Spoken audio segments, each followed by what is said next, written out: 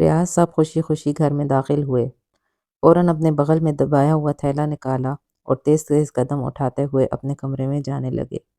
ان کے چہرے سے خوشی پھوٹ رہی تھی۔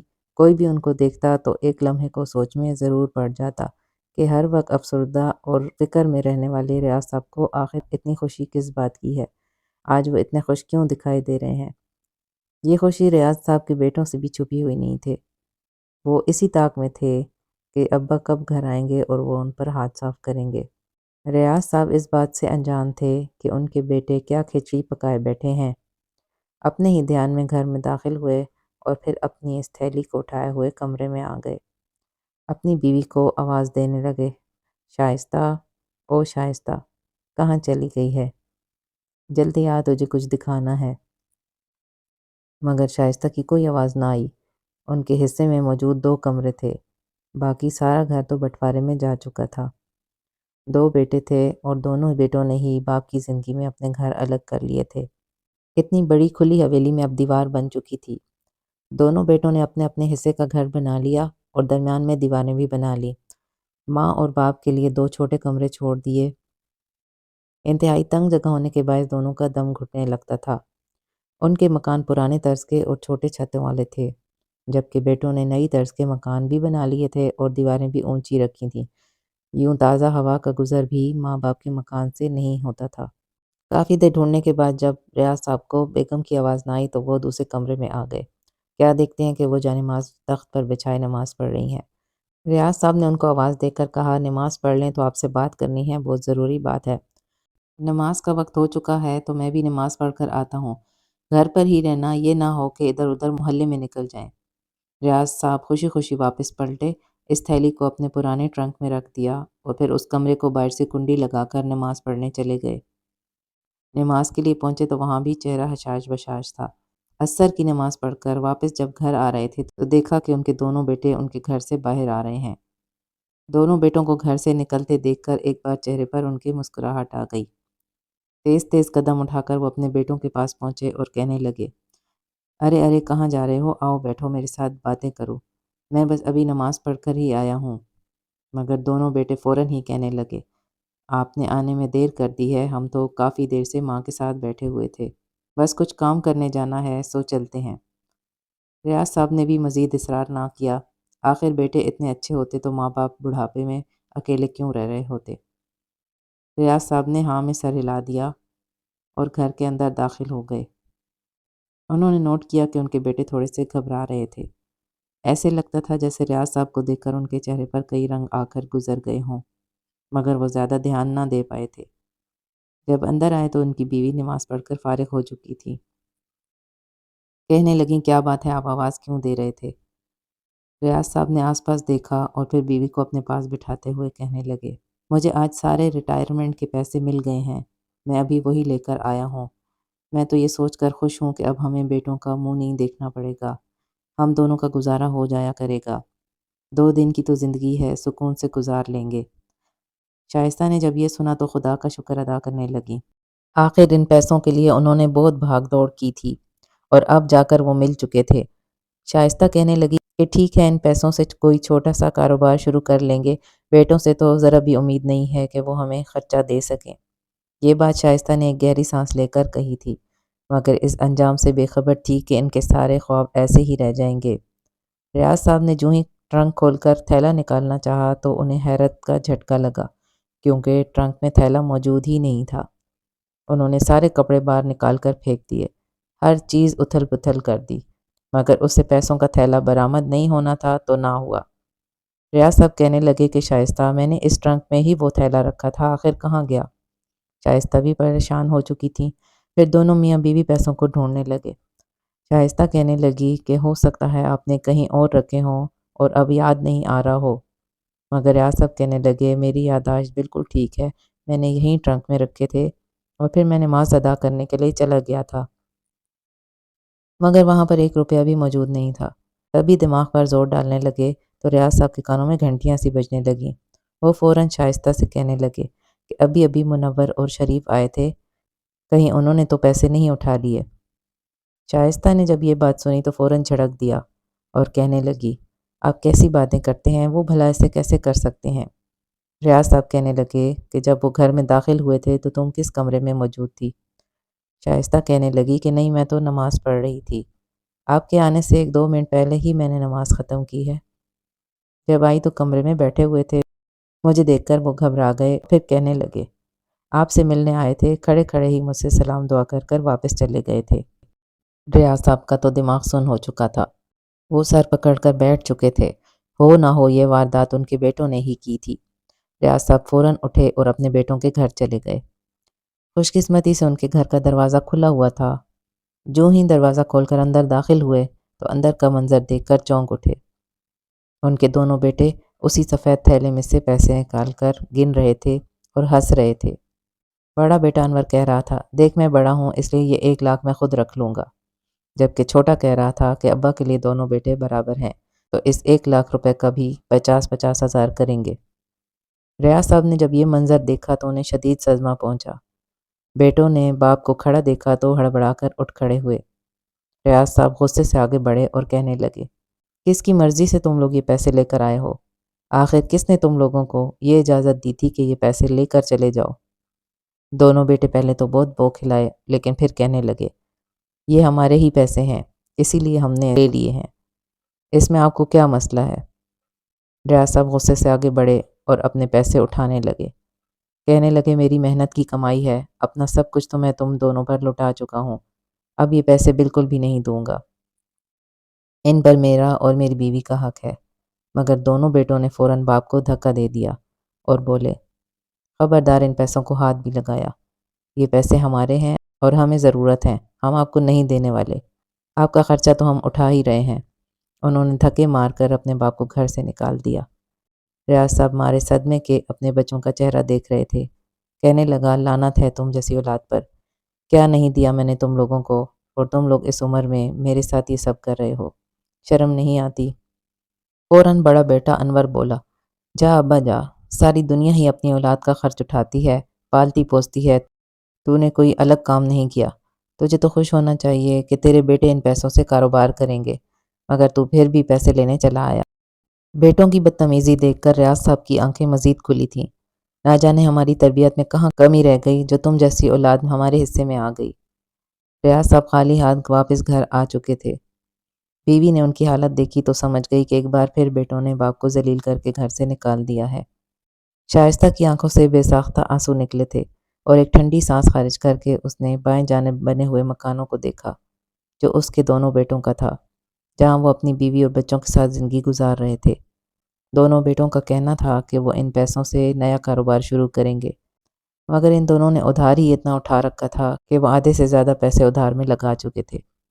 ریاض صاحب تو اس بات کو دل سے لگائے چارپائی پر لگ چکے تھے، جبکہ شائستہ ان سے کہنے لگی اگر اتنا ہی سوچتے رہو گے تو مریض بن جاؤ گے، میرا بھی تو سوچو، آخر میرا اس دنیا میں تمہارے علاوہ ہے ہی کون؟ کیسے 2 بچے پیدا کیے، مشکل وقت میں کبھی ان کو ہوا کا گرم جھونکا بھی نہیں لگنے دیا، ہر آرام آسائش دی، خود بھوکے رہے مگر ہم نے بچوں کو بھوکا سونے نہیں دیا، یہی سوچتے رہے کہ بچوں کو پڑھا لکھا کر افسر بنائیں گے تاکہ یہ ساری غربت ہٹ جائے، مگر آج دیکھیں ہو کیا چکا ہے، ہم دونوں پھر بھی اکیلے رہ چکے ہیں، پرائے گھر کی آئی لڑکیوں نے ہمارے بیٹوں کو ہم سے بہت دور کر کے رکھ دیا ہے۔ ریٹائرمنٹ فنڈ ملنے کے بعد بچے جو تھوڑا بہت ماں باپ کو خرچ دیا کرتے تھے وہ بھی بند کر دیا۔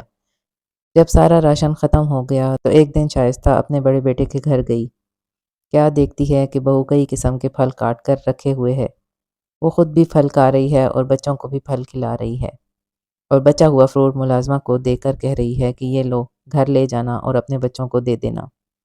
شائستہ نے یہ منظر دیکھا تو بہت افسوس ہوا، مدتیں ہوئی تھیں فروٹ کا ذائقہ بھی نہ چکھا تھا۔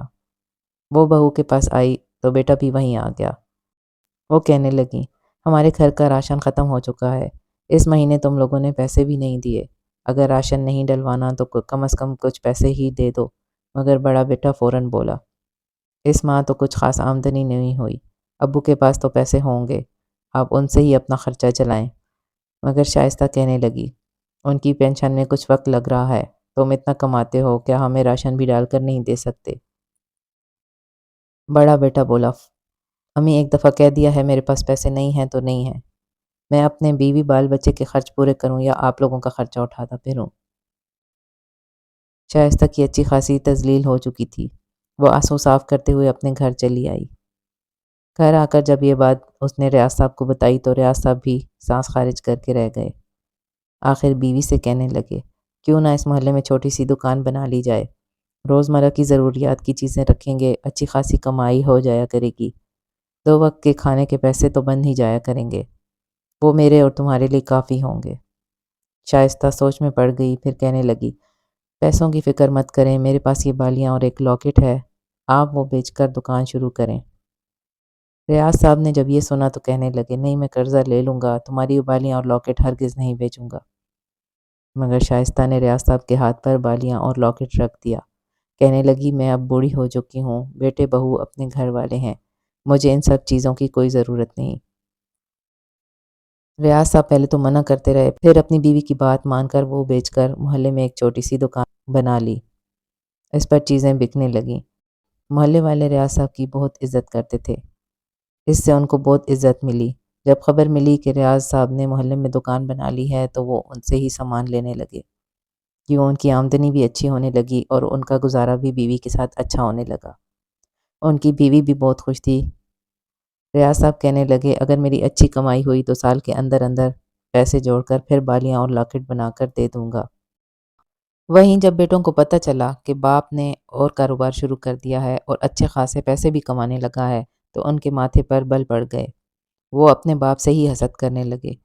لالچی اور کاہل تو وہ پہلے سے ہی تھے، آج تک کسی کام کو ہاتھ نہیں لگایا تھا اور نہ ہی کر سکے تھے۔ جو بھی کاروبار باپ نے لگایا وہ 2-3 ماہ بعد چھوڑ دیتے اور یوں ابھی تک باپ کے پیسوں پر ہی عیش کر رہے تھے۔ جب ان کی شادی کی عمر ہوئی تو دونوں بھائیوں نے ریاض صاحب سے کہا، ہمیں الگ الگ گھر بنا کر دیں، ہم اس میں نہیں رہیں گے۔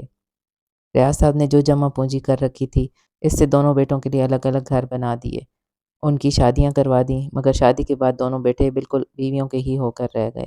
انہوں نے اپنا الگ الگ حصوں میں بسیرا کر لیا اور ماں باپ سے بالکل قطع تعلق کر لیا، یہاں تک کہ درمیان میں دیوار بھی بنا لی۔ اور اب جب ریٹائرمنٹ کے پیسے بھی ختم ہو گئے اور گھر میں راشن بھی ختم ہونے لگا تو دونوں بیٹے منہ اٹھائے باپ کی دکان پر چلے آئے۔ بیٹوں کو دکان پر دیکھ کر ان کو ایک خوشی سی ہوئی، ہو سکتا ہے کہ باپ کی کامیابی دیکھنے کے بعد کچھ میٹھے بول بولنے آئے ہوں، مگر ایسا کچھ نہ ہوا۔ بیٹے آئے، انہوں نے گھر کا سودا سلف لیا اور بغیر پیسے دیے وہاں سے چلے گئے۔ کہنے لگے کہ اگلی دفعہ جب سودا لے کر جائیں گے تو ایک ساتھ ہی پیسے دے دیں گے۔ پھر یہ تو ان کا ہر ہفتے کا معمول بن گیا۔ وہ لوگ آتے، دکان سے سودا سلف لے جاتے، مگر پیسے کے نام پر ایک پھوٹی کوڑی بھی دے کر نہ جاتے۔ ریاض صاحب پہلے تو خاموش رہے، مگر جب تیسری بار بیٹا دکان سے سودا سلف لینے آیا تو سودا دینے سے پہلے ریاض صاحب نے کہا کہ مجھے پہلے پیسے دے دو، 2 دفعہ کے پیسے بھی تم لوگوں نے نہیں دیے، میں نے دکان میں مزید سودا لانا ہے، سامان ختم ہوتا جا رہا ہے، تم لوگ پیسے دو گے تو میں نیا سودا لے کر آؤں گا۔ اس وقت وہاں پر محلے کے 2-3 شخص اور موجود تھے۔ ریاض صاحب کے دونوں بیٹے کہنے لگے، چاچا جی آپ نے دیکھ لیا ہے، باپ ایسے ہوتے ہیں۔ صحیح ہے، ہمارے باپ نے دکان بنا لی ہے، مگر دیکھیں تو صحیح، اپنے ہی بیٹے سے سودے کے پیسے مانگ رہے ہیں۔ کیا آپ بھی اپنے بیٹوں کے ساتھ ایسا کرتے ہیں؟ وہ شخص فوراً کہنے لگے، نہیں نہیں، ہمارے گھر میں ایسا کچھ نہیں ہوتا، ہم نے کبھی بیٹوں سے پیسے نہیں لیے ہیں، بلکہ گھر کا پورا خرچ مل جل کر اٹھاتے ہیں۔ ریاض صاحب نے یہ سنا تو ایک گہری سانس خارج کر کے کہہ اٹھے، میرے بیٹوں نے مجھ سے سبھی رشتے ناطے توڑ دیے ہیں، شادی کے بعد اپنی ہانڈی روٹی الگ کر لی ہے، اگر یہ مفت میں سودا لے کر جانا چاہتے ہیں تو پہلے پیسے بھی دینے چاہیے جس سے میری دکان آگے بڑھ سکے۔ مگر دونوں بیٹے مفت میں ہی سامان لے کر وہاں سے جا چکے تھے۔ کچھ دن گزرے، دونوں نے ایک نیا حربہ اپنا لیا۔ جیسے ہی نماز کا وقت ہوتا، ریاض صاحب نماز ادا کرنے دکان سے جاتے تو سامنے ہی دودھ والے کو کہہ کر جاتے، میری دکان کا بھی خیال رکھ لینا، میں جلدی سے نماز پڑھ کر آتا ہوں۔ ان کے جاتے ہی کبھی بڑا بیٹا تو کبھی چھوٹا بیٹا ان کی دکان میں آ جاتا۔ دودھ والا انہیں دیکھ کر مطمئن ہو جاتا کہ ان کا بیٹا آ گیا ہے رکھوالی کے لیے، مگر اسے کہاں خبر تھی کہ بیٹے تو باپ ہی کے دشمن بن بیٹھے ہیں، باپ کا خسارہ کرنا چاہتے ہیں۔ وہ دکان میں موجود دراز سے کچھ پیسے نکال کر لے جاتے۔ ایک بار ایسا ہوا، پھر 2 بار، پھر ریاض صاحب کو پیسے کم لگنے لگے، مگر دھیرے دھیرے تو سارے پیسے ہی غائب ہونے لگے۔ ریاض صاحب کو دودھ والے پر شک ہوا کہ وہی پیسے نکالتا ہوگا۔ ایک بار تو وہ دودھ والے سے لڑ پڑے، مگر وہ کہنے لگا، تمہارے جانے کے بعد تمہارے بیٹے یہاں آتے ہیں اور میں مطمئن ہو کر اندر چلا جاتا ہوں، اس کے بعد کیا ہوتا ہے مجھے کیا خبر۔ یوں ریاض صاحب جان چکے تھے کہ یہ سب ایک بار پھر ان کے ساتھ ان کے بیٹے ہی کر رہے ہیں۔ وہ دکان بالکل خالی ہو کر رہ چکی تھی۔ جو تھوڑا بہت سامان تھا وہ بیچ کر مشکل سے ایک ہی وقت کے کھانے کے پیسے بننے لگے۔ گھر میں راشن ختم ہوا تو شائستہ بہت پریشان ہو گئی۔ ایک دو بار وہ اپنے بیٹوں کے پاس بھی گئی اور جا کر کہا کہ کچھ پیسے دے دیں تاکہ دکان پر سامان ڈالا جا سکے، مگر بیٹے کہنے لگے کہ ہم کہاں سے پیسے دیں، کیا ہم سے پوچھ کر ابا نے دکان بنائی تھی، ہمارے پاس تو 1 روپیہ بھی نہیں ہے۔ ریاض نے کتنی دفعہ بیٹوں سے کہا کہ تم لوگ چھپ کر میری دکان سے پیسے چراتے رہے ہو، تو جو سودا سلف کے پیسے لے کر گئے ہو وہی لوٹا دو، مگر دونوں بیٹے ہرگز نہ مانے۔ الٹا انہوں نے ماں باپ کو گالم گلوچ کرنے لگے اور گھر سے نکال دیا۔ دکان بالکل خالی ہو چکی تھی۔ جو تھوڑا بہت سامان تھا وہ بیچ کر ان پیسوں سے انہوں نے اپنے لیے کچھ کھانا خریدا۔ اب تو یہ نوبت آ چکی تھی کہ دکان میں 1 روپے کی بھی چیز موجود نہ تھی۔ اگلے روز ریاض صاحب نے اپنی دکان کو بند کر دیا۔ لوگ صبح صبح ان کے پاس سودا لینے آئے تو دکان بند دیکھا۔ ان کے بیٹوں نے بھی ماں اور باپ کا خوب مذاق اڑایا۔ اچھا ہوا ابا کی دکان بند ہو گئی، ورنہ بڑے اتراتے پھرتے تھے کہ میں کمائی کر رہا ہوں اور بیٹے اناڑی ہیں۔ انہوں نے 1 ہفتے تک اپنے ماں باپ کا پتہ ہی نہ کیا۔ جب 1 ڈیڑھ ہفتے تک دکان بند رہی تو وہ لوگ انور اور شریف سے کہنے لگے، ہمیں یہ دکان کرائے پر چاہیے، ہم اس کا کرایہ دیں گے۔ انور شریف تو تھے ہی لالچی، فوراً مان گئے۔ جب گھر آ کر باپ سے چابی لینی چاہی تو گھر خالی پڑا تھا، گھر میں ماں باپ موجود نہ تھے۔ انور کہنے لگا، فکر کی کوئی ضرورت نہیں، ہم دکان کا تالا توڑ کر نیا تالا لگا دیں گے۔ وہ سب لوگ دکان پر چلے آئے۔ دکان پر آ کر جو ہی دروازہ کھولنا چاہا وہ اندر سے بند تھا۔ انہیں حیرت ہوئی کہ آخر یہ دروازہ اندر سے کیسے بند ہو سکتا ہے۔ جب لوگوں نے مل کر اس دروازے کو کھولا تو اندر کا منظر دیکھ کر ان کے پیروں سے زمین نکل گئی۔ ریاض صاحب اور ان کی بیوی شائستہ وہیں دکان میں زمین پر پڑے تھے۔ ان کے پاس آئے دیکھنے لگے۔ محلے والوں نے جب یہ دیکھا تو ہاتھ لگانے سے منع کر دیا۔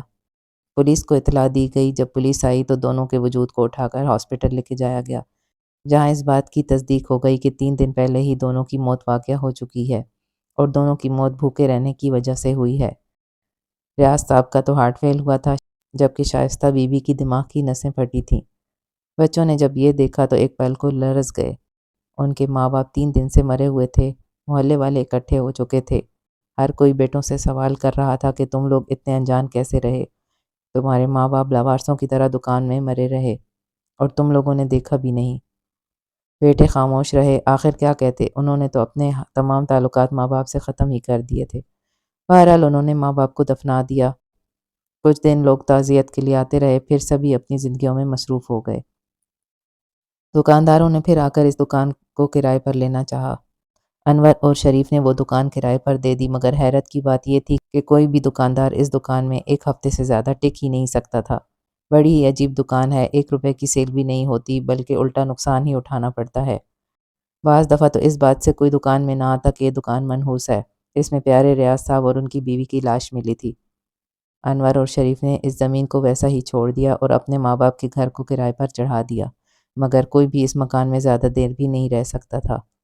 دھیرے دھیرے ان کے حالات بدلنے لگے۔ جب گزارا مشکل ہو گیا تو انہوں نے اپنے گھر کا کچھ حصہ بیچ دیا۔ وہ پیسے بھی ختم ہوتے جا رہے تھے۔ مزید قرضہ اٹھا کر کاروبار کا سوچتے رہے، مگر کسی میں بھی انہیں کامیابی نہ ملی۔ بیویاں الگ لڑتی جھگڑتی رہتی تھیں اور بچے الگ بری عادتوں میں ملوث ہو چکے تھے۔ وہ تو کچھ سالوں میں پاگل ہو کر رہ گئے تھے۔ اولاد کو سمجھاتے تو وہ ان کو گالیاں دینے سے بھی نہ کتراتی۔